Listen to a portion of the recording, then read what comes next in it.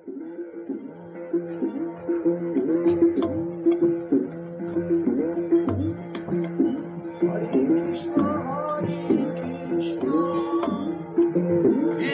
Krishna, Hare Hare. Grew up in Edmonton, Alberta. What should I say about my family? What would you like to know? Kind of details. Where were your parents from? What sort of ethnic background? How big was your family? Occupation. I had one sister. My father was an aircraft engineer. Mother was a stay-at-home mom. My parents were both born in Canada, and my father's parents were of German ancestry. They came to Canada before the First World War, and my mother's parents also, they came to Canada from Poland sometime around the First World War. What about you? I was born in North Battleford, Saskatchewan. Probably did most of my growing up in Alberta. My parents born in Canada. My mother has Scotch ancestry, and I think her father was from the States. She didn't know where he came from before that. He died when she was young. My father's parents were of Ukrainian descent. My grandfather emigrated from the Ukraine in his late teens. Worked on CP rail his whole life. Used to come visit us on his retired CP rail pass. And my grandmother was born in Canada, but her parents emigrated just before her birth to Saskatchewan. How many did you have siblings? I have two younger brothers. So if you want to just tell us about how you grew up, where did you go to school, and sort of bring that into how you encountered Krishna consciousness. What brought you here? I grew up in kind of a big extended family, lots of cousins. My grandparents had big families, so there was like lots of cousins, always kids to play with. So it was a good atmosphere to grow up in. We got a very happy upbringing as a child, where I was camping and doing things. And I think one thing that kind of helped shape the direction that I eventually took in my life was during the time in the 60s, there was a lot of foreboding political things happening. Like there was a Cuban Missile Crisis, and I remember doing things in school, like they'd make you hide under your desk, because they were having these air raid drills. And then Martin Luther King was assassinated, and John F. Kennedy was assassinated. And I'm just growing up then, and I'm thinking, how can there be a God if all this is going on? And I more or less just totally wrote off religion. My parents were agnostic. My grandparents were Catholic on both sides. But after those incidents, I'd kind of written religion out of my life for some time until a foreboding event in 1972, I think. Should I tell what that was? I'm curious. We got married in 1971, left Edmonton, just dropped everything and moved to the West Coast, ended up in Victoria, and we both had jobs. And one day I got laid off from my job, and I went home to our apartment, and I was sitting down, and I was thinking, okay, well, it's kind of a turning point here. What am I going to do with the rest of my life? And that city at that time, Victoria, had air raid sirens, and something happened. One of them went off in our neighborhood, and I found myself all of a sudden saying the Lord's Prayer, which we used to say in school. But I immediately caught myself. I thought, well, wait a minute. I thought I was an atheist, and here I'm praying. So kind of had a bit of a paradigm shift. And then very shortly after that, we received in the mail from Uttama's mother a copy of Bhagavad Gita. But unfortunately, it was a Mayavadi Bhagavad Gita. So I kind of got derailed due to my bad karma by Mayavadi philosophy for a few years before I became devotees. And how did she come in contact with the Bhagavad Gita? We moved to Edmonton when I was in grade 9. And I guess when I was probably grade, I don't know, maybe grade 11 or grade 11, my parents joined TM, Transcendental Meditation. And so they used to get up in the morning and meditate for 20 minutes and like that. So there was starting to be different sorts of books around my house. So, my parents were reading Jonathan Living Seagull and, Wolf. just kind of, they weren't hippies at all, but they were very open to anything good or intellectually stimulating or something that came out of the hippie era. And so I wouldn't say I was a hippie either, but when you're in high school you dress whatever cool. So you have, the long hair, which you braid when it's wet and let it out when it's dry so it'll be all kinky, and then it's nice and long, and you wear bell bottoms and stuff like that because that's what's in fashion, right? But I guess I got a little bit of an introduction to, different sorts of things from my parents. And then my husband and I met in high school, 12th grade. He was done, but he came back for some catch-up courses. And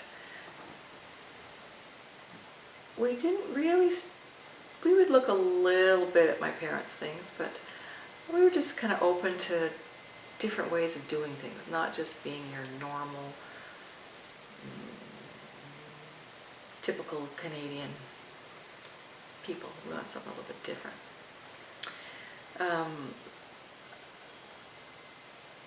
To the point where we thought, it's probably not really cool to get married. It's probably more committed to just live together, and that wasn't really,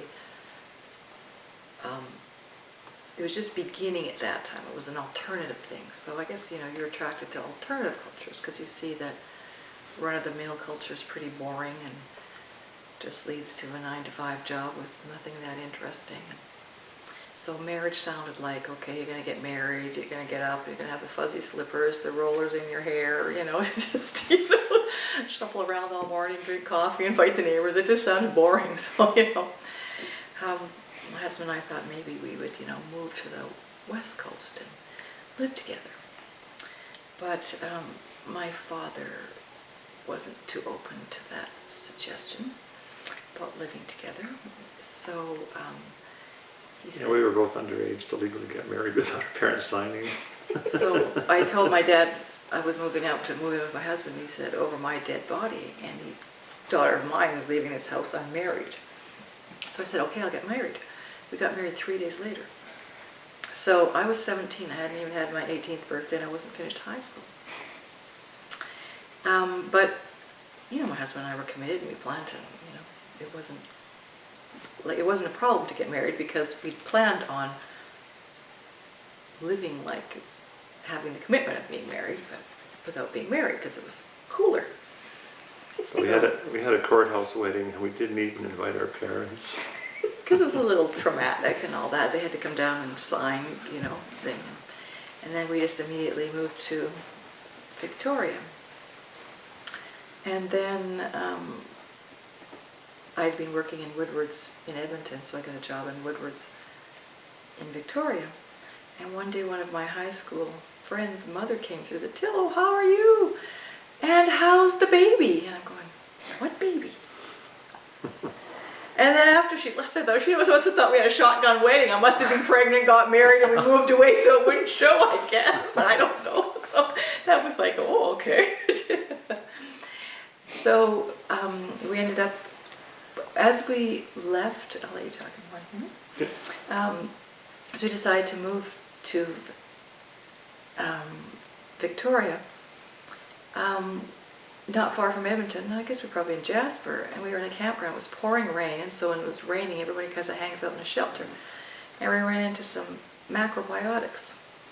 So when we moved to Victoria, we sort of started being macrobiotic and vegetarian, and then those kind of people, frequented the occult bookstore, and so we started reading all kinds of, we became vegetarian and started reading different kind of books. Gospel of Radha-Krishna, and Be Here Now, and these Mayavadi books. Because that's all that was out there. And so I read all this stuff for about a year, and I found something attractive about some of the Mayavad philosophy. They were saying, well, it's all one. Because there was kind of a conflict. Well, it's got personal, impersonal, you worship Shiva, Brahma, Vishnu, what? And so some of them are saying, well, it's all one. I thought, well, okay, that resolves a conflict. So if everything's one, there's no conflict, it's all one. But I was trying to assimilate that, and my mind was completely dissatisfied. And I came to a point where I was thinking, well, I don't want to resolve this conflict with a God. It's personal, impersonal. I thought, I'm just going to commit suicide because it's just like, it's so frustrating. This philosophy, my body philosophy is so frustrating. And remember at that time we'd moved outside of Victoria in this little point of land called Coal Point, which is probably the eastmost point of Vancouver Island. And I threw the I Ching because I was really perplexed about kind of the spiritual question of God, personal, impersonal, what direction to go. And I threw the I Ching. And the reading came up to the effect that that you will find meaning in life and friends in the East. And as it turned out, we moved east to Vancouver, became devotees there. But we didn't immediately come in contact with Krishna consciousness then, but it was sometime later we found 2 books in the library. It was, I just went in a Victoria library one day and just kind of randomly picked 2 books off, kind of they had a metaphysical section. I just grabbed 2 books, and it was Krishna book and Bhagavad Gita. As it is, by Rob. Bhagavad Gita as it is. Of course, that was about the 5th or 6th book we picked out of that section. First, we did read the whole life of Radha-Krishna. Radha-Krishna, and we just kind of went along the shelf. But that particular day, we got those 2, and then he put them in the car. He was walking down the street. No, it wasn't then. It was much later. We were reading the books for a while. I thought you went No, into Devoice not the same day. No. Oh, okay. No. She was reading Krishna book. I had a hard time with Krishna book because it was like a soap opera to me. He got Krishna book part 2, and the first story was the Shaman Talk a Jewel. It's like, whoa, it's like but I was really attracted by Bhagavad Gita. But Prabhupada was like smashing my thought philosophy so heavy. Sometimes I think, I can't read this anymore. I just can't read this anymore. I put the book away somewhere, and I find myself pull it out later on. And Prabhupada again, it's like smashing my thought philosophy. And it's like painful reading it almost, but I keep getting drawn back because Prabhupada had such a wonderful descriptions of bhakti. And then I recalled one thing from the Mayavadi Bhagavad Gita. It was a verse where Krishna says one should not disturb the minds of the ignorant. And later on, well, actually that's when I met the devotee on the street shortly after. I had these questions about, I just couldn't resolve from reading Prabhupada's books, and I thought I had to meet a devotee and somehow answer these questions. So one day I'm on the street in Victoria, just walking, and across the intersection there was 2 devotees, and there was Pundrikaksham and devotee Simha.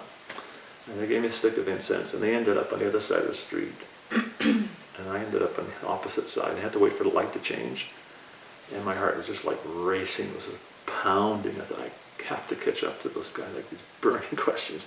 So the light changed, I just chased after them. And I stopped them, and I tried to ask them some questions, and they said to me, sorry, we can't talk to you, we're going to Beacon Hill Park to have our lunch, or have prashad, right? And I thought, oh no. They said, okay, go down the street, there's some more devotees there, you'll find a devotee who'll answer your questions. So I just beelined it down the street, tried to find a devotee, and then saw this brahmachari standing on a street corner. I went up to him and started asking him some questions. And he pulled out a book, I think it was Elevation to Krishna. He said, this book will answer all your questions. So I gave him $20. I remember he put the money in his Okay. book bag, And then I was trying to ask my questions again, and I remember he told me his exact words were, he said, my Brahmin said I shouldn't talk to anyone for more than 2 minutes. I was just thinking, no, what's going to be happening? But right at that moment, I had a very mystical experience. It was very powerful for me. It was like, at that moment, it was kind of like when, after a thunderbolt when everything's just completely quiet. It was like nothing existed, the cars, all the streets, everything disappeared. And it was just like him standing there on the street corner. I could still see him to this day. His robes were kind of blowing in the wind, and he had red hair, so he had a red sika, and it was kind of blowing in the wind. And I just realized that he was the representative of a very great man. It was so powerful for me. And then after that, I started reading Prabhupada's books, and things really started to click. Like I had this doubt about why would devotees preach? Because Krishna says in the Bhagavad Gita, you shouldn't disturb the mind of the atheist. But then I came across the purport where Prabhupada said that how a devotee of the Lord is more kind than the Lord, because he knows the purpose of the Lord. And I also came across the purport where Prabhupada said how the Vitaraga Bhaya Krodha, one has to become free from attachment, fear, and anger. And Prabhupada said this fear is the fear of a personal spiritual existence. And I could see that was within me, this fear of a personal spiritual existence. When I read that, I could just feel my defenses drop, and I knew that Krishna consciousness was for me. At that time in Victoria, there was no temple, but the year before that, we moved to Victoria in 1971, and I do remember on a couple of occasions seeing the devotees chanting on the corner of, what was it, the bank there was on the corner? A major crossroad. And I distinctly remember seeing Baudak with the guitar, chanting, and they had orange robes. And we walked down the street and I'd see them, I think, I crossed the road and I walk on the other side. I thought they're going to be like those Christians that harass you, and because you could see them passing out leaflets, and I thought, I don't want to talk to them. So while the devotees had a temple in Victoria, the first year we were there, we obviously weren't, quite ready to have contact with them. But, in that year we became vegetarians, started reading all kinds of different books, and then when we finally took Prabhupada's book out of the library, then there was the devotees again. So, just after we got the Bhagavad Gita out, and probably before we met those devotees, or before my husband met them, my husband had written to probably quite a few addresses in the backs of all those books. So I remember he wrote to one meditation center in California, and he wrote to the devotees, the address in Vancouver, and somewhere else. So first came back something from the Meditation Society in California. That was a pamphlet of the meditation chin rest you could buy, the, Om malas you could buy to chant Om on. Yeah, she had a mail order course. And they had a mail order course for $2,000. Or something. It was like you pay installments and they change something, but it never quite said what the absolute goal was, the absolute truth. So I wrote and I said, well, what is the ultimate goal? And they wrote back and said, well, we can't tell you that until you send all the money and pay for all the courses. I thought something's wrong here. So meanwhile, we'd bought some great big beads, and they didn't have knots between them, but we would be chanting Om on each bead. And so I think we got a letter back from 3 people, and I can't remember one of them, but the one was from this meditation society. One was from TM. I wrote TM, and I said, well, how can you charge money for a mantra? What if someone has no money? And they got offended. I asked the question. And then we got back a 7-page letter from the Vancouver Temple. Yeah. It was like the whole process of Krishna consciousness, offering your food. By doing the Prabhupada, that's what that letter means. So we tried chanting Hare Krishna the way they said on our beads. So we thought you were supposed to sing. But the only thing we'd ever heard, I can remember when I was in maybe grade 9 was probably when Hare came out, and I remember it being on the radio. So the only Hare Krishna contact I'd have was that being sung. So we were singing it on every beat.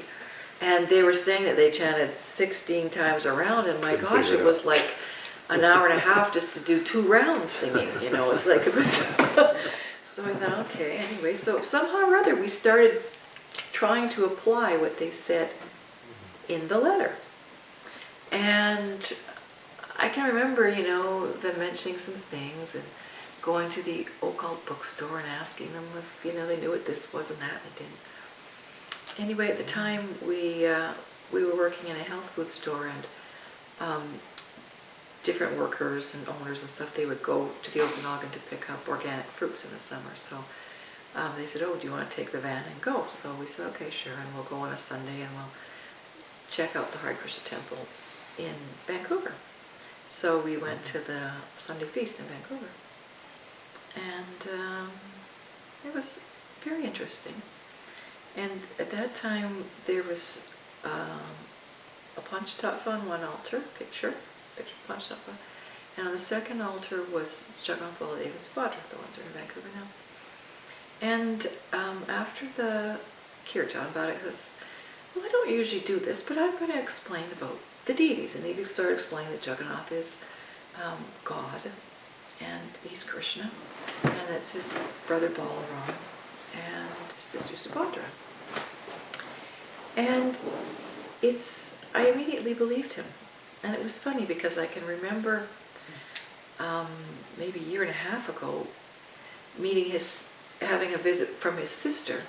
And at that time we just started reading all the impersonal books. And I said, guess what? I found out what God is. She goes, really? Yeah, it's a white light.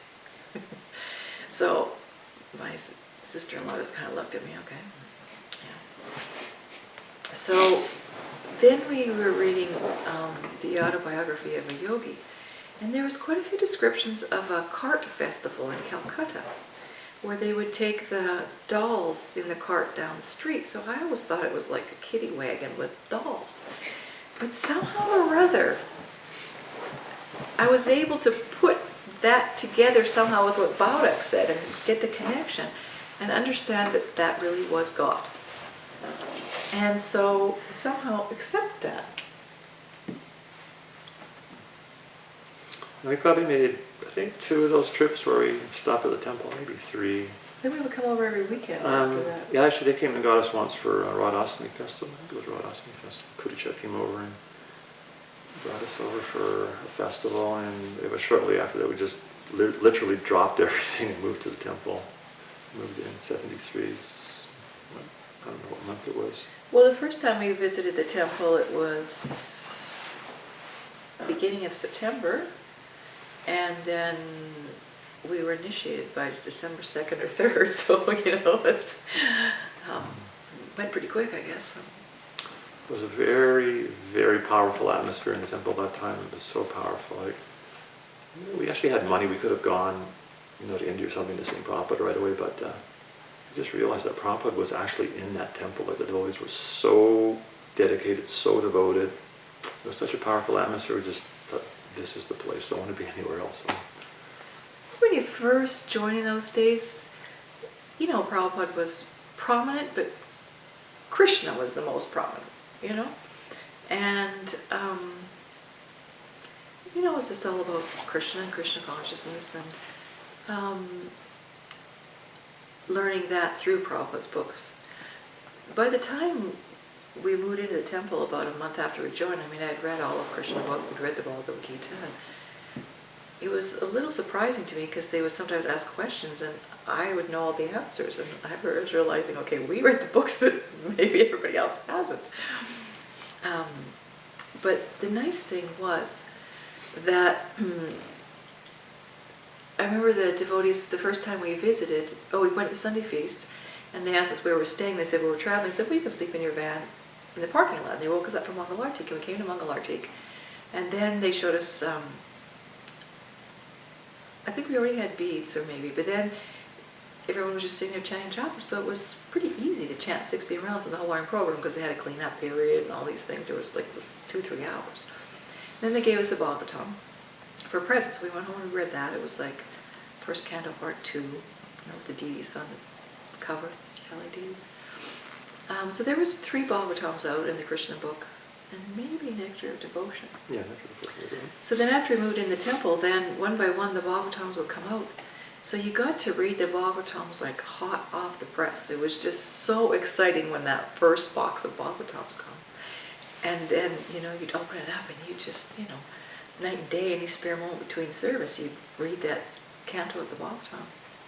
So it made reading Bhagavatam like really exciting, because you didn't really know all the stories. We hadn't heard, we knew about Ram, we knew maybe a little bit of Ram pastime, some Krishna pastimes, but you didn't know all these other pastimes of Bhagavatam. So it was really exciting to have them come out.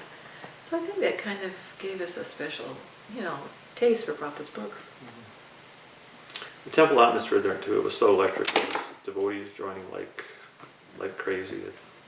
Within a few years, it was a 3-story house. Within 3 years, there was like over 50 devotees living in that one house, just jam-packed. It was quite amazing. And while we were there, Gornitai were installed. And as Uttama said, we had first initiation. It was December '73. And I remember after that, after we got back from LA, Baudak was saying, well, I have a plan to get Radha-Krishna, because he probably said you had to have, like, it was like 5 or 7 Brahmins before you could install Radha-Krishna. And Baudak said, I have a plan to bring Radha-Krishna. And so sure enough, in 1974, Radha-Krishna were installed in Vancouver, and then they were whisked away to this farm at Bridesville. There's a lot of stories about the Bridesville farm that are recorded by Maidar, you probably hear those. And so we had first initiation then. There's quite a few devotees. Some devotees stayed in Vancouver, the rest went to Bridesville farm, and some devotees from the US came up to that Bridesville farm also, where Radha and Mohan were. And something happened the first winter that the immigration people came in and they deported all the Americans. So that now all of a sudden there was like a small handful of devotees there. And just at that time, another Bhagavatam had come out. It was the 3rd canto. And in that canto, one purport Prabhupada talks about in the pastimes of Dhruva Maharaj about worshipping the deity according to time and circumstance with what is available. So the temple president thought, time and circumstance, we're here in this remote location, there's not much money coming in, we don't have many devotees. So he decided, okay, we'll stop buying flowers for the deities, just a few flowers for offering for arti, no garlands, no vases. We'll stop buying opulent bhoga for the deities. It was just what was in the root cellar, apples, cabbage, and potatoes. That's all the deities got, Radha-Krishna. And he said there's not many Brahmins, so our request for second initiation was in the mail. And at that time, sending a letter to India and getting a reply from Prabhupada could take months. So Baudak, he said, well, the initiation is as good as done because the letter's in the mail. So he said, well, he had us cook for the deities. I think we were offering artis too, although we weren't initiated. And at that time, Radha, Madan, and Mohan had not received their name yet. So Baudak sent some pictures of the deities. You want to tell that story? The deities were installed the week between Janmashtami and Radhastami of '74. Then they were moved to the Bridesville farm around the 1st of November. And so Baudak wanted Prabhupada to name the deities. So it took about that long for it to come back. And when Baudak was sending the request for the name, he also sent some pictures of the deities. And we had 3 altars there, and at that time, Gornitai was moved up to the farm, and Jagannath and Radha Mohan. So he thought he should buy some flowers that week. So we made some vases and some garlands for the deities.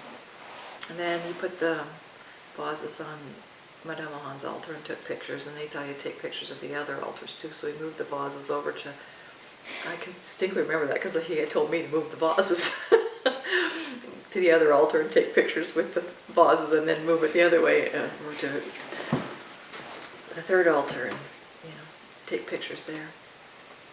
And so it was a good 3 weeks maybe before the letter came back. Yeah, this is the letter. It's a very wonderful letter Prabhupada wrote. So this is Prabhupada's letter. He said, where did it start? The pictures of your newly installed deities are very, very nice. And you can name them Shri Shri Radha Madana Mohan. The deity worship should be done very carefully and nicely. You should make sure there is a nice arti program 6 times daily at least. You should make sure there is a nice, clean, fresh dress every morning, nice bathing ceremony, nice offering of foodstuffs. You should see that the deity is tended and cooked for only by duly second initiated disciples. The deity should have nice flowers every day. You should try to bring them up to the highest standards, such as we have in Los Angeles or New Vrindavan. Shri Shri Radha Madana Mohan have kindly descended in their deity form, and now you must receive them in that consciousness. And then Prabhupada said, he said, and by serving them, you all develop pure love of Krishna. So, if I knew exactly what was going on. It was amazing. And I remember after that letter came, we were actually looking in the letter, and I remember telling her that I had this feeling I was going to become Hipajari. And probably within a week, something happened to the Hipajari, and all of a sudden I was thrust into the position of Hipajari. And so for me, that was always, I took this my instruction from Prabhupada, just to make sure the deities are worshipped very nicely, nice flowers, nice foodstuffs, only served by Brahmins. And so always through thick and thin, I kind of made that my service to Krishna and Prabhupada to look after the deities. And so I was actually Hipajari there for almost 20 years. Anything you want to say about that? Bridesville or the 20 years? Over 20 years. I was going to go on about that letter. Leave it? Pardon? We're going to leave it? Maybe I should go on about the letters. For me, it was a very powerful thing, kind of getting that letter and kind of incorporating that in my life. And there was a certain point in the 90s, late 90s,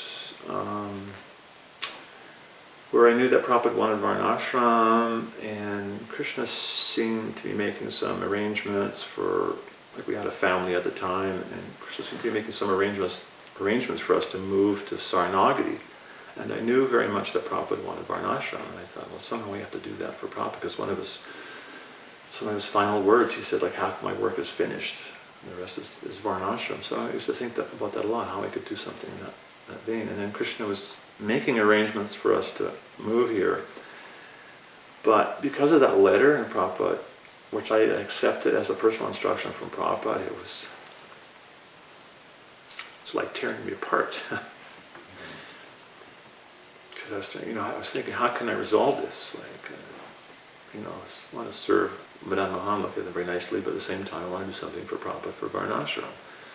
And it was just like a great mental torment for me. And at that time, I had several shalagrams, and one is a Lord Nrsingadev shalagram. And sometimes in the morning, I would worship them on the deities, on the side of the deities altar. And I'd pray, Lord Nrsingadev, my dear Lord, please help me resolve this internal conflict. How can I resolve this instruction from Srila Prabhupada? I go to Saranagati, do I stay here?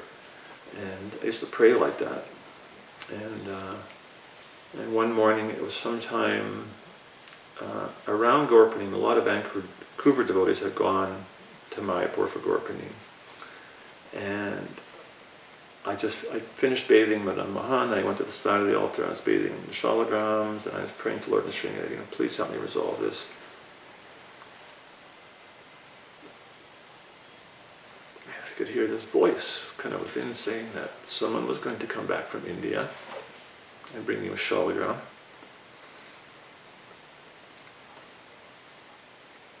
and wherever you go, you can worship Madame Mahan through that shalagan. So I thought, okay, I thought maybe I'm imagining this, and we'll wait and see what happens, And then everyone came back from India, and nothing happened. So I thought, it's just my imagination. And so one morning, I just went on the altar and I bathed the deities again. I was bathing my shalagram, and I just said this prayer, my dear Lord Srimati, please forgive me for having these mental hallucinations. And I just heard something within saying, why do you doubt? And I just thought, I don't know what to think. And then very shortly after that, someone came from India and said, can you take the shawl down?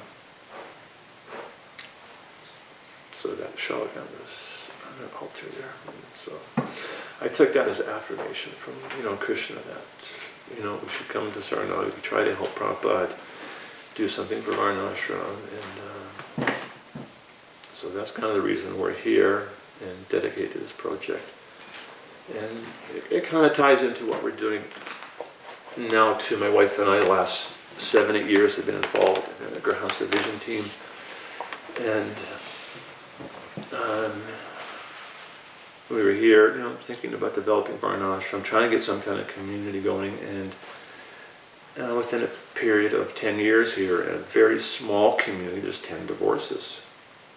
And how can you build a community when it's like crumbling all around you? It's like, so we started to see that, well, you have to do something for families, and we started working within, the community, trying to do what we could to support devotees' marriages. And somehow Krishna arranged that, we got association with Praharna in Toronto, and she asked us to start some kind of initiative to do premarital counseling. And next thing you knew, we got Uttama, the communications director. He linked us up with some devotees in the U.S. who were doing similar things, and we formed this Grahasta Vision team.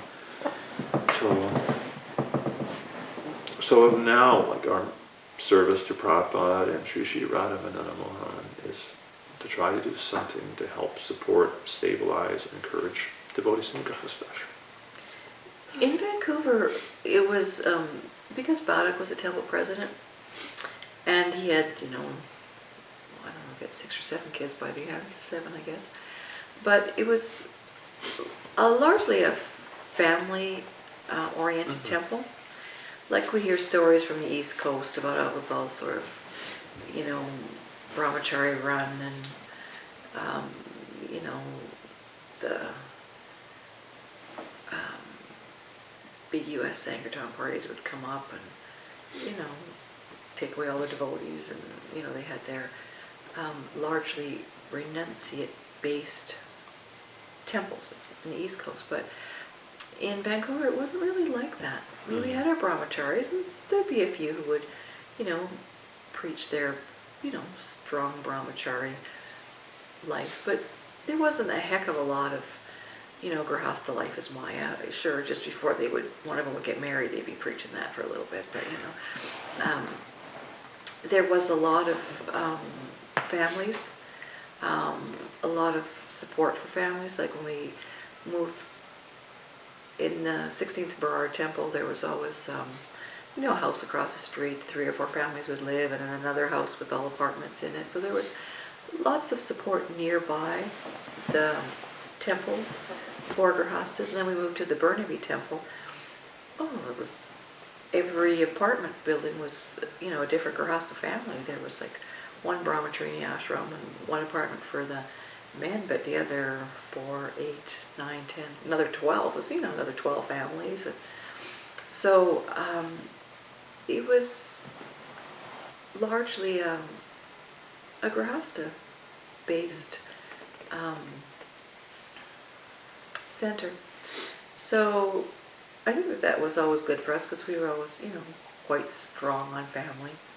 And it was nice to, be able to raise your kids when they had a safe place to play in the backyard.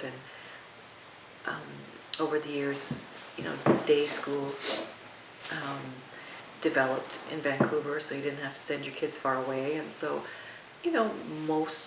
some of the older kids maybe went to the faraway Gurukulas.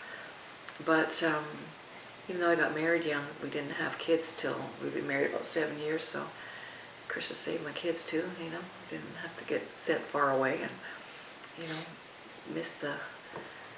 they kind of missed, you know, the fanatic stages of There Krishna was one fanatic consciousness. brahmachari in Vancouver. I remember one time he made a request to Babadoc that the women should chant japa in the lobby of the temple, and the men should chant at the temple. So Babadoc took him to the office, and he pulled up this letter he had. He had this Prabhupada letter in file, and this letter Prabhupada said, if the brahmacharis are if the brahmacharis are agitated, they should chant in the forest with the monkeys. So that was the end of that proposal. I mean, there was times when the temple was small that the brahmacharis, that the men would chant inside the temple room and the women would chant outside the temple room or some other room. And, but when we moved over to the bigger temple, I think we started like that out of habit. Oh, I think I had a baby by that time, so it was just, you know, you could deal with the baby in the lobby. But, you know, we didn't have a lot of the, you know, down on women stuff. So that whole era of Krishna consciousness that was in some places was not heavily experienced by us. You know, of course, to some degree, it was there, but not strong like in other places.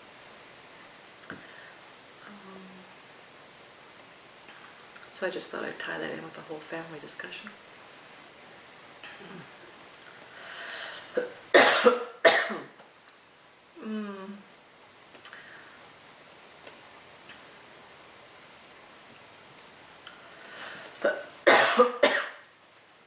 I guess when you do deity worship, most of your stories are sort of around remembrances, that things Prabhupada would say on that, you know, things that stand out about not painting the deities differently than when they're installed. One morning, Oh yeah. one evening, one devotee went in and chanted Radha-Madana Mohan, That's when they were still in 16th and Berard. sitting in Berard. And when the curtains opened, they had painted like mascara on the deities. Like New Vrindavan, this Like devotee New like Radha Vrindavan Chandra. Oh, like really smoky eyes? Yeah. Yeah, and when the curtains opened, everyone went, like it was a shock. And then Radha got so mad. Paint them back the way they were. He said if you can't do it, you have to pay for the person to come from Jaipur and repaint them. Because people come from other temples and they want the deities to look like how their deities looked, you know, bright red hands. And Madame Mohan's never had bright red hands. They always had like a clear glaze with the veins showing through and you know, light lips, you know, which when you get in bigger temples and they get farther away, it is, you know, harder to see the features, you know. But, you know, you tend to be a stickler for the things that you first get instructed or that you heard from Prabhupada. Like, to this day, if I go to Vancouver, there's some dead vases, dead flowers on the altar. It's like, it really bothers me. It's not like it's a criticism of the pujari or the, you know, because, you know, they're busy and sometimes some batches of flowers just last longer than others, but it's just, I got to get in there somehow and chuck them out. It's just because of the letter, you know, it's just like your upbringing. You just, you know, you kind of got the sauce for that from Prabhupada, so, you know, it sticks in you, right? And like I say, just by doing those simple things, make sure the deities have nice flowers, nice food stuff, served by Brahmins, artiks were punctual. There was never any scarcity. And I never, as a Hippodrome, I never had to ask anyone for money. There was always so much money donated. People, they wanted to donate money for clothes. The Hundi would always get lots of donations. And I could see that if you just focus on those important, devotional, basic things, then so much would come from that. It was very powerful. And, you know, there was times when there was less people and, you know, the presidents or whatever would want to, like, cut down an artik or have non-Brahmins cook. And, you know, after you kind of get a letter like that, it's hard to buy into that. You just, you know, try to convince them to just, Maintain. maybe it's hard right now, but just push and then, you know, more people will come and keep with it. There's sometimes where Bhatta would talk about getting 3-foot Jagannath, and I would just change the subject. Because there was a point in ISKCON when you always wanted more and bigger deities, just to keep up with the, like a prestige thing between the temples, and I don't think the size of the deity really matters. You see all the huge temples in India, they have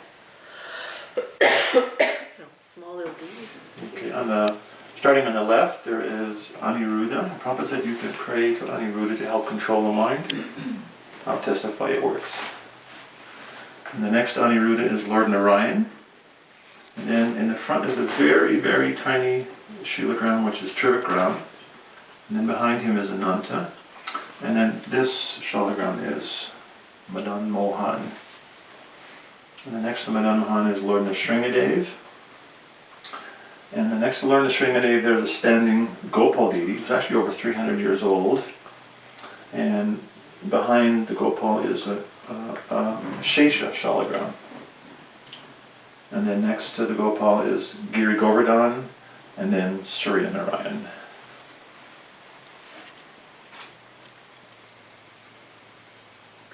So how did each of them come to you?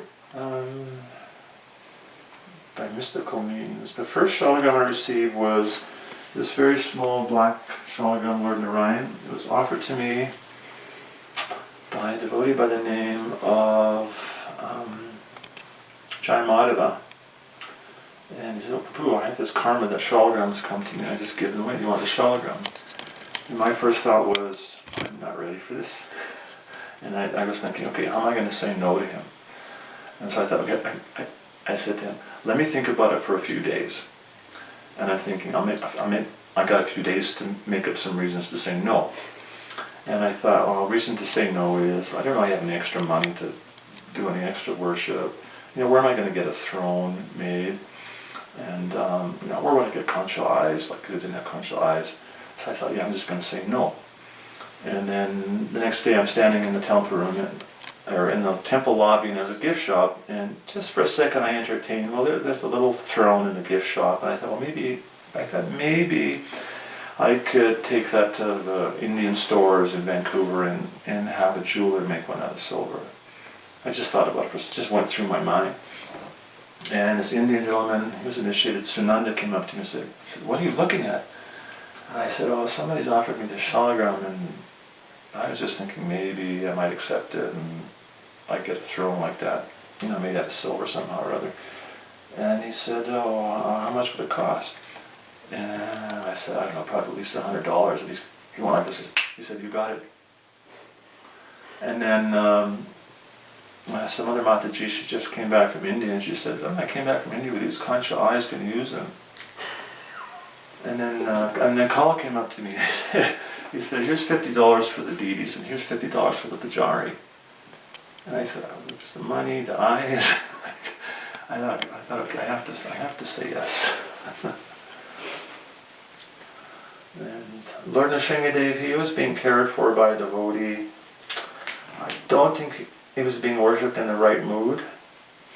Because I looked after him once, when the devotee went to do some big marathon, and I gave him back. And the second time I was looking after him while he was away somewhere. And then he came and took him back again. I was getting attached. I was almost thinking about hijacking him. But I gave him back. And then a few days later he came back, and he was all bent. He had bandages on his head, on his arm. He was on crutches. And he came to me and said, "I think Lord Nrsingadev wants to stay with you." And he said both times he took the deities back from me, he got in a car accident. But he had something very material in mind, I think, when he was worshipping the deities. So if you worship a Shalagram with material motives, it's very auspicious. Very inauspicious. And the small Govardhan Shila, that came from Pajavali. And actually there's 3 Shilas that came with Lord Nrsingadev, the Gopal and the Shesha Shila. And the Dwarka Shilas, they also came from different sources. But they're very merciful. Thank you. I guess I could say something that kind of helped, especially me with my conviction to Prabhupada and the directions we went.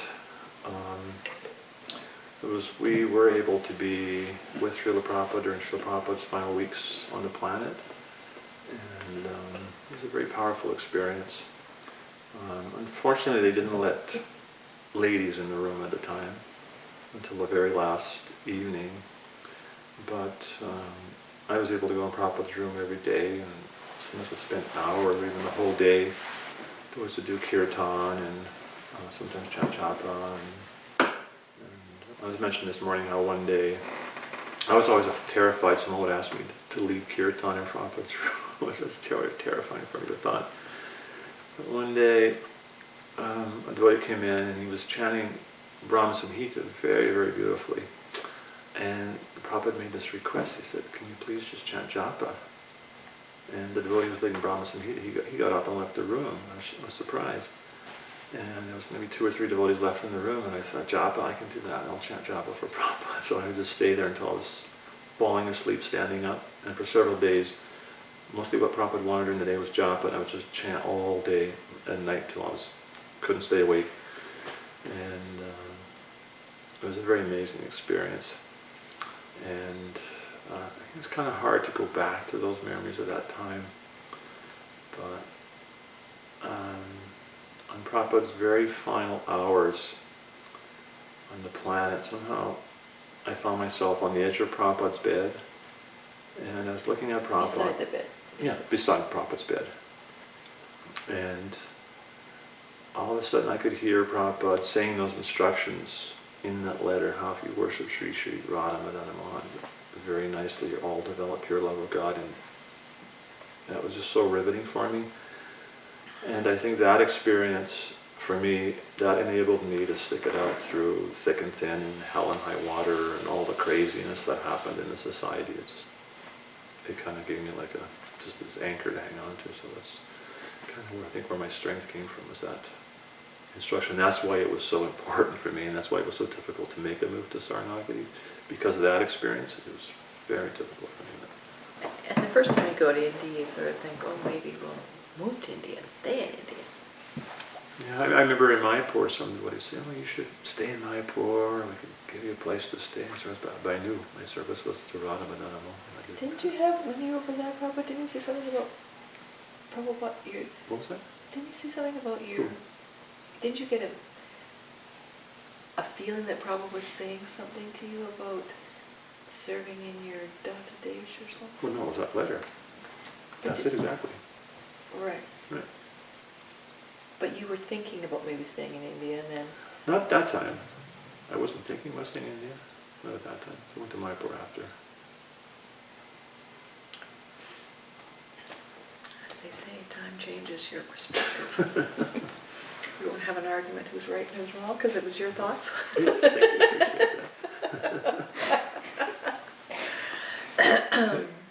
Sorry to interject, but there was also, you also brought a picture of Madan Mohan to Prabhupada? Yes, there was a picture that Punya Kirti had taken to Madan Mohan. Yeah, actually, yeah, that was it exactly. That he had brought this picture, and I gave it to Srila Prabhupada when we got there, and it was placed in his room on one of the shelves.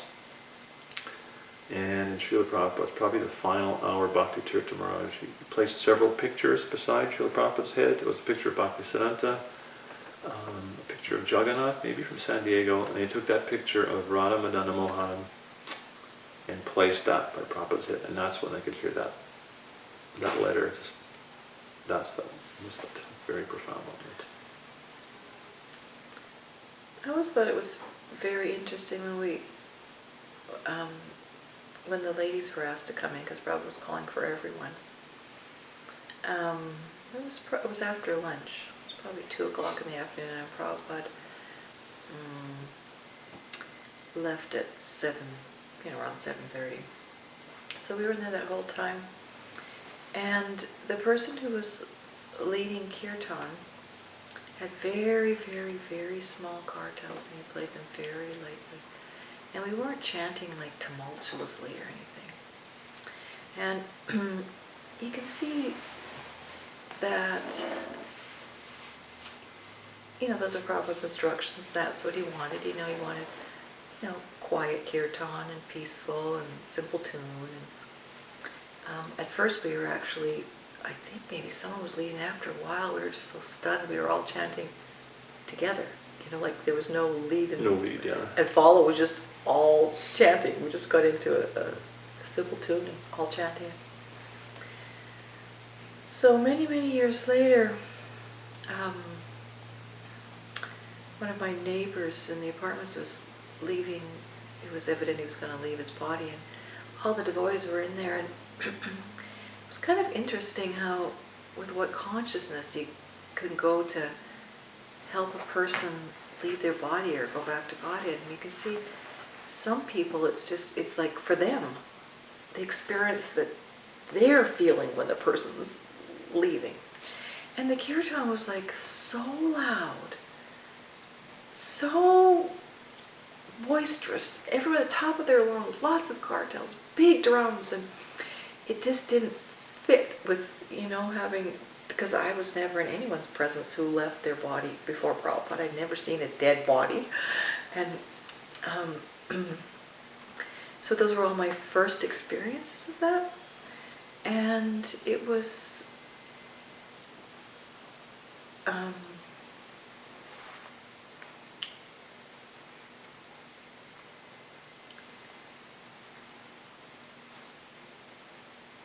very instructing,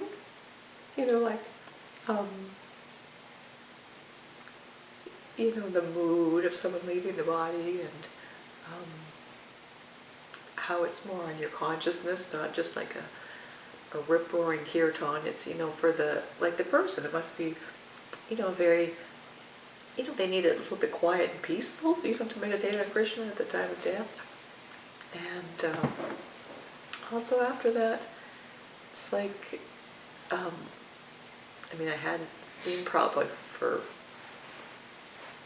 that was the first time I saw Prabhupada since we got initiated in '73 in LA. So, of course he was very, thin and emaciated. And then they took Prabhupada, after he his soul went back to Godhead, they took his body into the temple room for the night and had kirtan there all night. And then the next day they took him around Vrindavan, and there was very little change in the way the body looked. It was like you'd expect it to, be decaying or something.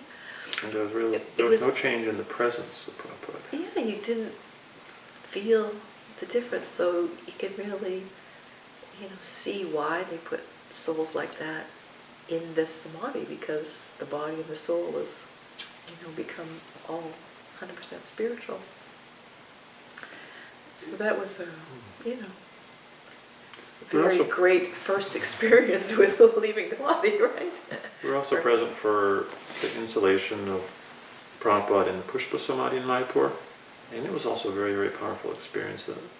The ceremony began with it was a kirtan outside I guess it was the Lotus building. I remember Jai Pataka Maharaj came walking down the stairs with this box of the Pushpa flowers from the Vrindavan Samadhi on his head. And then there was devotees with chamara fans fanning, and when he walked out down those stairs, it was like Prabhupada was there. There was absolutely no doubt. And my experience my conviction from those experiences, that Prabhupada's absolutely present in his samadhis and in his books and in the association of the sincere followers. Prabhupada is there, 100%.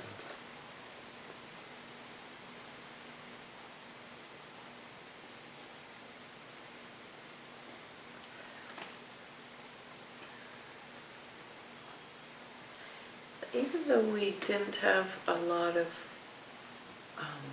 practically any, personal association with Prabhupada, it was interesting, being in the movement at the same time that Prabhupada was traveling around the world and, beginning Krishna conscious movement, like even though we didn't join till '73, and, most people didn't get really close to Prabhupada like in the, '69 and like that. You would still get cassette tapes every week of all the lectures he'd be giving, and when there was the, court cases in New York, were those for deprogramming or something? You get all Prabhupada's ways in which he was preaching to the devotees on how to explain things and what to say, We're not being brainwashed, we're washing the brain, all those things came from that period of time. That's just to give an example. Then you'd get all the lectures, the Bhagavatam lectures that would happen at the same time, so you would be able to ascertain Prabhupada's mood about things, even though you didn't personally associate with them, because you'd get the collective situation, the lecture, some devotee telling you how Prabhupada was preaching to them, or that being recorded on what Prabhupada, was instructing people how to explain things. So I think that you got a very good understanding of Prabhupada's mood and the way he wanted things, even if you didn't have the personal association, because it wasn't much removed. So, you got all the stories about how Prabhupada wanted you to read his books and understand the books and not just sell them. And, very vividly remember when Prabhupada found out that sometimes guests would come to a temple and there wouldn't be prasadam, and how a letter got sent out to all the temples, and after that we'd have to put 5 mahaplates away in a cupboard and always keep it, so if anybody came there'd be some prasadam for them. And you just remember those junctions of time when those things happen, and they have more meaning to you. It's not just some little line on a letter, you know what I mean? It's like there's a whole episode around it, and the change in your temple, and so they have deep meaning for you because of that. Like the example of painting the deities or things, you just, Was your service always pujari work, or was there other service that you did before that? Mainly it was Pujari work, and we used to do some Sankirtan, and I remember sometimes but I would let me go on Sankirtan, traveling Sankirtan even for a couple of weeks in the summer, and I always kind of enjoyed that, going out with the guys and doing traveling Sankirtan. But mainly it was serving the deities, and I also used to, beyond serving the deities, I used to try to make the temple very nice and beautiful, and make decorations for the temple, and some of Radha-Krishna's arrangements got involved in making all the stained glass windows in the Vancouver temple, and it was kind of an amazing experience, because when we began building the temple, he asked me if I could do it. I'd never really done anything like that. I'd take You apart made these plaques. etchings here Yeah. for around the temple. It's around the temple room here. These used to be around the altar in the first Burnaby temple before they moved to where they are now. The Bhattacharya asked me to make the stained glass, so I thought, okay, I'll give it a shot. And I made a couple little sun catchers, and I made something this big. And I thought, okay, I'm going to try and make a pattern for this big peacock window, it was like probably 2.5 feet by almost 4 feet. And I was looking at this thing, I had it all sketched out, and how the pieces of glass were going to be, and I thought, I'm just totally over my head in this. I thought, I'm going to take it somewhere and hire someone to finish the pattern for me. So I went to the studio, and I talked to the lady who's the manager, and I said, I would like to hire you to finish this. I don't really think I know what I'm doing, so if you can finish it, I can make it. So she said, okay, let's see what you got. And I rolled it out. I rolled out the pattern, and she said, wow. She said, you don't need any help. And so at that point I realized that this Krishna's doing this. I don't know how to do this. It's just like, it's coming from Krishna. And after that, this whole ball started to roll, building that temple in Vancouver. All kinds of help and money came, and it was amazing. You could see Krishna's hand was in everything. And I remember one day we had a budget of $300 to buy a chandelier for the altar, and we'd been looking in some catalog to pick something up. And that afternoon, I was on the temple construction site, and I was talking to this man. He'd wanted to to give some donation. He said, I'd like to give some donation for something for the temple construction. I said, oh, we're just looking at some chandeliers. Maybe you'd like to give us a contribution for the chandeliers. And right at that moment, Satsrup Maharaj arrived at the temple construction site, and he came in and gave a little talk. So this man's there listening, and Satsrup Maharaj mentions how in Vrindavan there's a very beautiful chandelier in the temple, huge chandelier. And he said many local people come, and this thing is so beautiful, they want to see it with the lights on. And if the lights aren't on, people come and they say, oh, when is chandelier darshan? They want to see the chandelier darshan with the lights on. And so he told this story, and I've just been talking to this man about getting a chandelier. He hears this from Satsrup Maharaj about, Vrindavan. And he says, okay, let's go look at the catalog. So I show him the one that we're looking at. It's like maybe like a 20-page catalog, and we're on like page 2 or 3 with the $300 chandeliers. He says, no, that's not good enough. And we keep flipping through, $500, $600, $1,000 chandeliers. He says, no, it's not good enough. We get to the back of the catalog, and there's this $5,000 Austrian crystal gold-plated chandelier. He says, I'll get that one for the deities. That one is still there? Yeah, actually that one's in Prophet's gas, so now. Got another one. Got this. It was amazing how things came, and Lakshmi came, and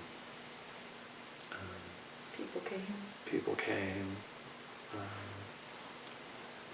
And I see that Krishna always reciprocated in ways, like sometimes he would do things to like really stress you out. Like when they moved the deities to the current temple in Burnaby, there were supposed to be Kailashes, these like pot stacked up on top of the domes, but they weren't ready. And actually what had happened, I had gone to India the year before, and I was supposed to pay for these things so they could get made and shipped. But when I got to India, they said, oh, we can't ship these unless there's a money transaction made to someone with an export license. So I had the cash, it was useless. So I had to send the money back with the devotee, and we found a devotee who had an export business in India called Krishna Imports. So the money went back to Vancouver, the treasurer sent the money back to Krishna Imports. So we're waiting and waiting and waiting and waiting for these things to come. And we had, the deities were moved and they were too late, and we're wondering, well, what's happening with the Kailashes? And then all of a sudden this telegram comes from India saying, well, if you don't send the money within 2 weeks, we're going to melt the things down and make them into something else. We thought we sent the money. And then we found out what happened was the treasurer sent to Krishna spelt one way, but the import company was Krishna spelt the other way, and the Bank of India wouldn't release the check. So finally we got the money released, the things were shipped. We had them in Vancouver, and then Kratu was saying, okay, now we have to bring Gorkeshva here to finish the installation ceremony, install the Kailashes. So he says, okay, you find Gorkeshva and arrange to bring him here. Can't find Gorkeshva anywhere. Nobody, he was in LA at the time, nobody had a clue where he was. He just like disappeared from the face of the earth, literally, right? And every day Krata's on my case, well, you gotta find Gorkeshva. Nobody knows where he is, And then finally, it's just like less than a week then before when the Kailashes were supposed to be installed. I'm in the apartment, and Uttama answers the door and just said, oh, there's someone at the door for you. In this kind of sarcastic voice. And I look, and there Gorkeshva was standing at my door. Somehow he was in Canada, married a Canadian, he had a green card, came across the border into Canada, went to go back into the US, and they canceled his green card because he married a Canadian. It was the most crazy thing. So he came to Vancouver to see his family lawyer. And he just happened to come to the temple, so he performed this amazing ceremony for the installation of the Kailash. It was very wonderful.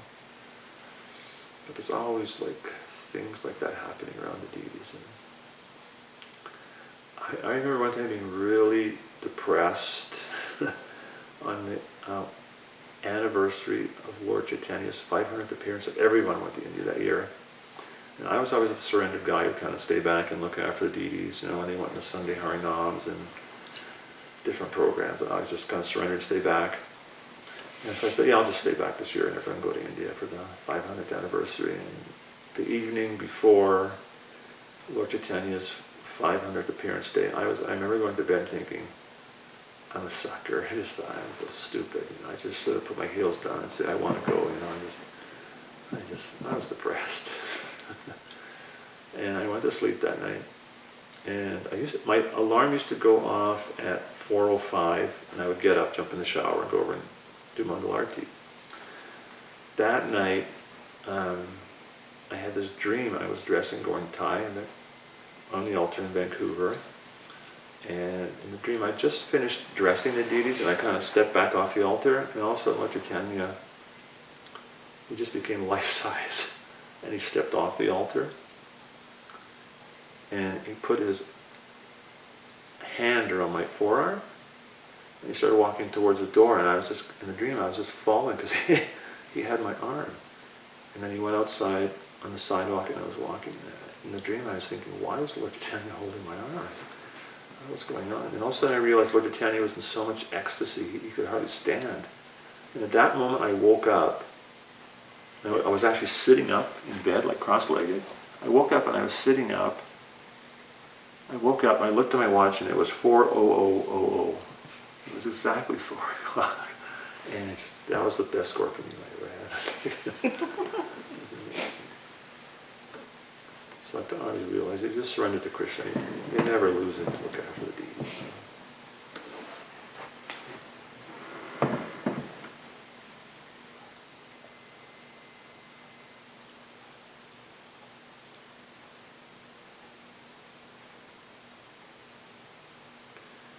And I think too, I was talking about how we kind of stuck it out through thick and thin in Vancouver, and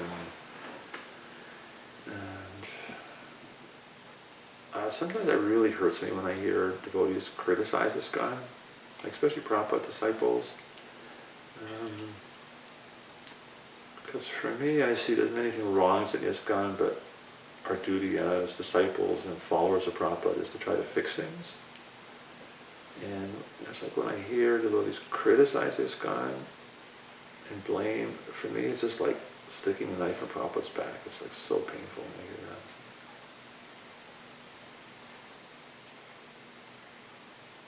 Because we're supposed to be doing something to fix it. That's why we're the disciples. Yeah. And Prabhupada said in his book, he said after the disappearance of the Char, he said there will be chaos. And there certainly was, but...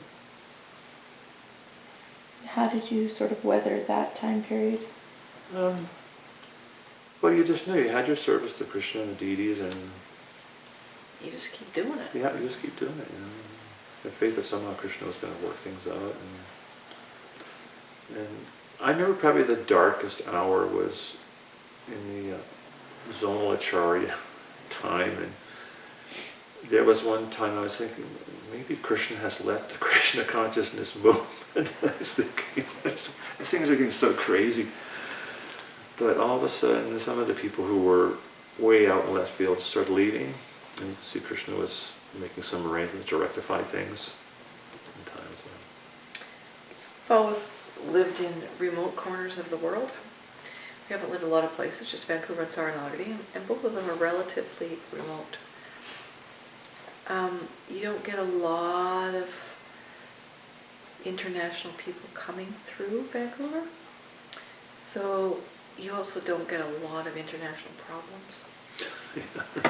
You know, you don't get a lot of international nectar, which you kind of miss, but you don't get a lot of international problems. And so it was, you know, relatively secluded from some of the difficulties. Of course, you know, I still hear them, and we had our own leaders have their, you know, weaknesses and difficulties, and there's times when there's almost like no management at a temple because, you know, your leaders leave, and you can't get the simplest thing done because in a temple everything's linked to this thing, linked to that thing, linked to this thing, and there's nobody there doing that, so you can't do this. And that happened in Vancouver. Like a lot of devotees got bewildered by the zonal acharya thing and left. Temple president left, vice president left, and who's going to run anything? But there was a few dedicated devotees who just picked up the slack and just somehow made it work. Remember Daddy Harda? He really stepped up to the plate and, you know, took some responsibility and, you know, helped fill in some gaps. And devotees just realized, well, you know, we're just going to do what the needful is. And sometimes it was really difficult. There was very little money. Deities always got nice flowers, nice foodstuffs, only served by two initiated Brahmins, but it was difficult. There was times when I was working and bathing, dressing deities in the morning, going to work, coming back, cooking the last offering, putting the deities to sleep. It was like, I practically hardly ever saw her or the kids because I just like gone all the time. And it's like, it was difficult. It was really difficult, but somehow you just stuck it out, and gradually, things came together and improved.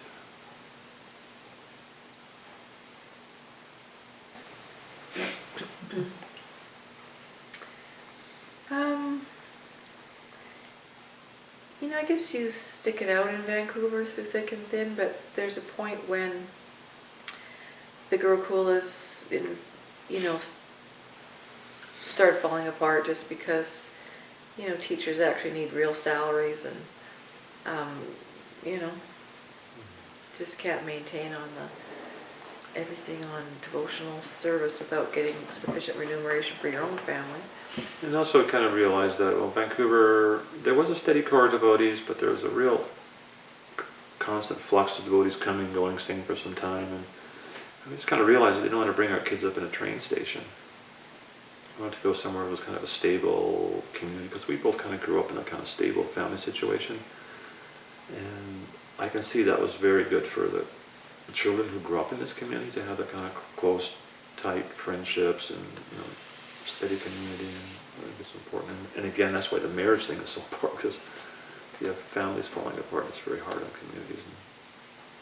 So that's how we ended up deciding to move to Vancouver, from Vancouver to here, just to kind of, give our kids a bit of a better life.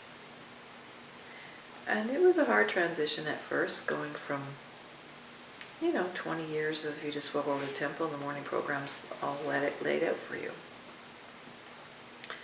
And then you come here, and there was a morning program down at Swami Mills, but sometimes it's a ways, and he's still working in Vancouver with the car, and you have a sort of an old car that sometimes starts, and sometimes the road's not plowed enough to get down, and sometimes it's just too much snow, and you'd end up stuck at home, and you really had to figure out for yourself how to stay Krishna conscious in isolation. The first year was probably one of the worst winters, and we had pretty bad cabin fever by about March, because you don't get out much, and you're just in the house with the kids, and he's in Vancouver, and we're all kind of down each other's throats, and the kids didn't have their friends worked out, and morning programs would be hit and miss because you couldn't get there, and it was hard transition, but you have to just rely on your commitment to chanting your rounds, and I always somehow managed to do that through thick and thin. And then we started sometimes having morning programs a few days a week at our house. That was kind of a turning point for me, because it enabled me to see my house as a temple, because the deities were there, and people are coming 3 times a week or 2 times a week, so you kind of keep it all cleaned up. And after that, I didn't have such a hard time keeping my house clean, and of course the kids were a little older, they didn't mess it up as badly. But people are coming, and you're seeing it as a temple, and so I think it really changed my whole vision on how Grihastha life isn't separate from temple life. And then, I read something where Prabhupada said that if a person just lives in the temple for 6 months, he can learn enough that he can go out and be Krishna conscious, by themselves. And you think, well, it must be a pretty elevated soul. It took me, 20 years, but, and I never thought, okay, I could just get up in the morning and have my own morning program, and we worship our deities every day, and I don't necessarily recommend that for Grihasthas, because I understand that life's very hectic and your kids are small, and for most people I don't recommend it. I would recommend, once a week, or, change your deities or something like that. But I guess because we did so many years of deity worship, it's just what I do in the morning. I get up, I chant rounds, and I worship the deities. And my kids were already, grown up and past diapers, and I didn't have to do anything with them in the morning. So when I started worshiping the deities, it wasn't until we moved to Saranagati, because we were always raised in Krishna consciousness that if you lived close to the temple, you didn't have your own deities. And I see that Prabhupada meant that in the sense that, you didn't do all your worship at home. You're supposed to participate in the temple worship, and maybe you would have deities at home that you would worship lightly for, making your offerings and things like that. But it wasn't supposed to be your main focus, because the main focus was the temple. So I hadn't really done deity worship at home at all. So that was, very interesting to make that transition to being able to have, your own program where you get up and you chant your rounds and you have an artik and you worship the deities and worship Tulsi and so I think that was a point where you get faith that the process works, that you can actually do it and be happy. And while I love temple programs, you kind of start to like your own. I find them very long, and it's like, if you do the process, it can be done anywhere, and you can get a taste.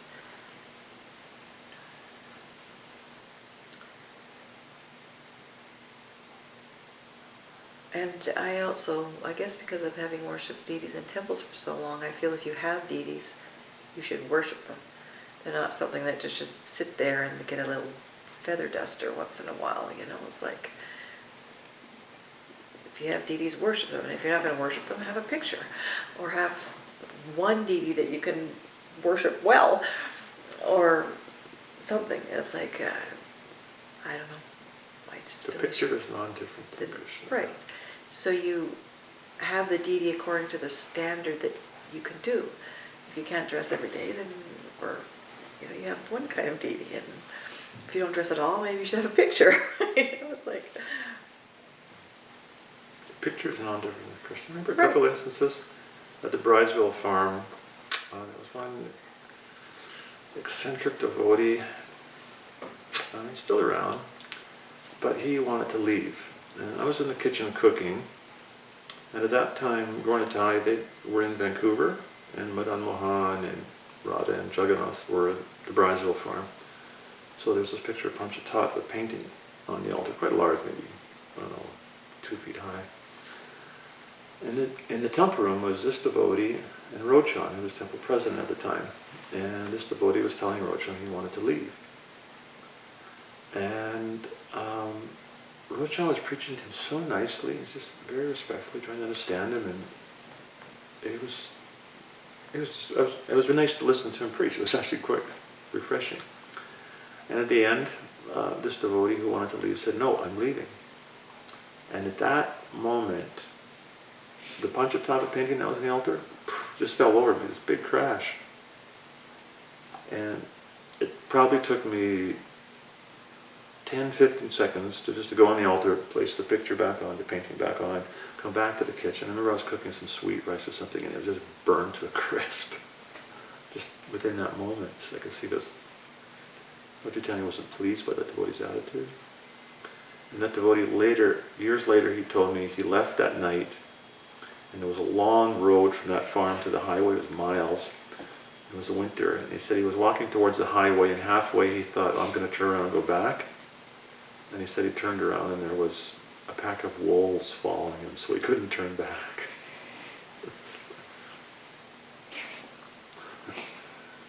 And there was another time, we went to help out in Seattle Temple for a few months, and they gave us a little apartment. We kind of moved in, and I had a little picture of Prabhupada, and there was this jar of peanut butter. And I remember her saying, "We're going to offer this to Prabhupada." And so she offered it to Prabhupada. And a minute later she said, "Oh my God, this is brown paint." Somebody put it in a peanut butter jar, and it was full to the top, and there's a little bit of liquid on the top, and you know. And immediately Prophet's picture just went poof, it flew over.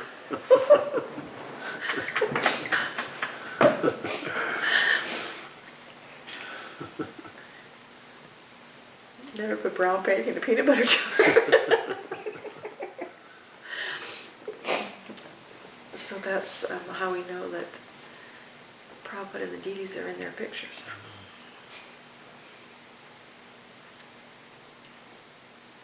What interesting happened one time, it was actually the same day as one of the Air India bombings. There was a family in the temple from Toronto. They were in Vancouver and they were just on their way to get on a plane to go to India. And it was like 1:30 or something. The altar was closed, and they asked if they could have darshan. And I would always explain to people the deities are sleeping. You'll have to wait till 4 o'clock for the arti. And so I just explained to these people, I'm sorry the deities are sleeping. You know, the next darshan is at 4 o'clock. And the next thing I knew, I was opening the curtains. I was actually opening the curtains all of a sudden. I was like, I would never do that. Like, the deities are sleeping, you don't do that. And I was doing it.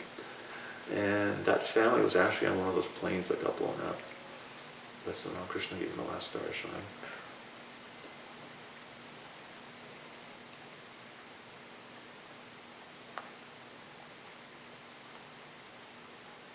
That was your last darshan. You can turn off the camera now.